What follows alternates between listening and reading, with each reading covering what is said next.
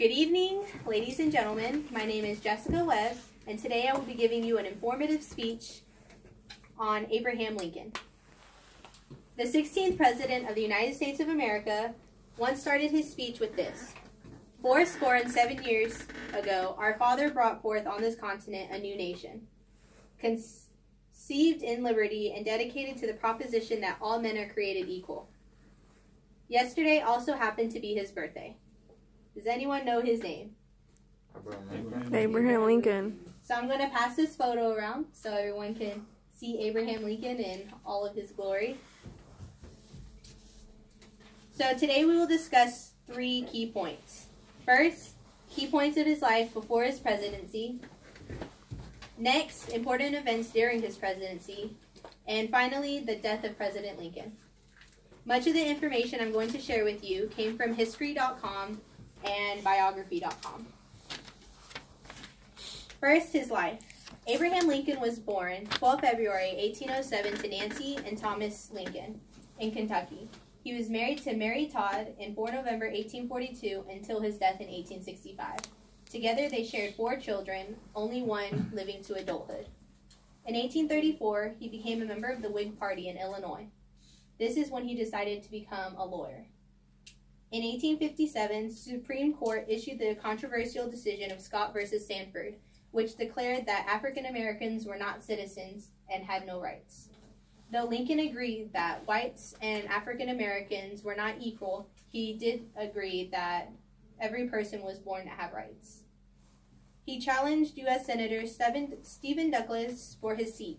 After 7 heated debates on the topic, Douglas won, but Lincoln gained exposure, which later helped him get ahead in politics. Now that I have discussed key events from his pre-presidential life, I will move on to the important events of Abraham Lincoln's presidency. In 1860, Lincoln ran for office, even going up against rival Stephen Douglas again.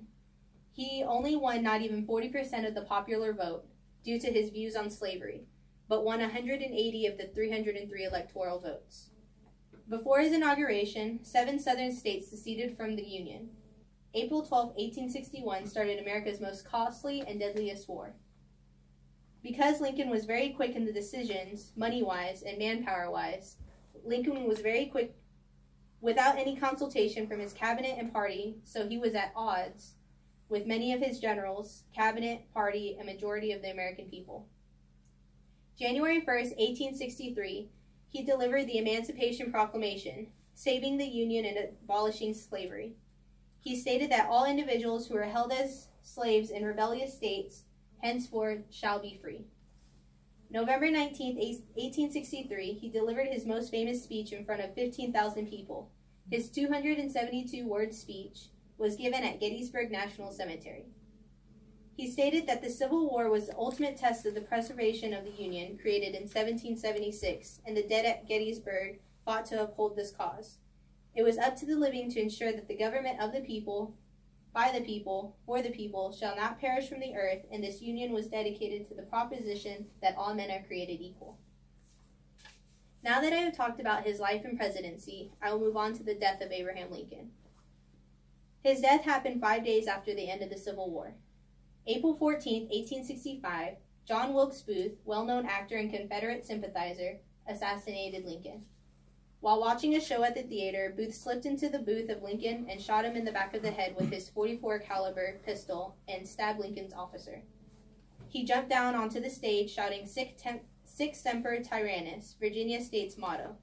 The crowd thought it was part of the show until they heard the screaming of Mrs. Lincoln. Jumping down, Booth broke his leg, but still managed to get away on horse. 7:22 a.m., April 15, 1865, at age 56, Abraham Lincoln was pronounced dead.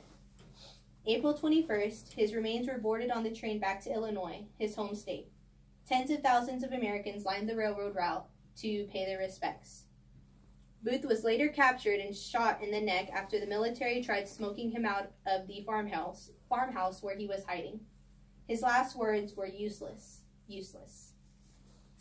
So in conclusion, we discussed first the life of Lincoln before his presidency, next his life and the events that he accomplished while in office, and finally the assassination of President Lincoln in 1865.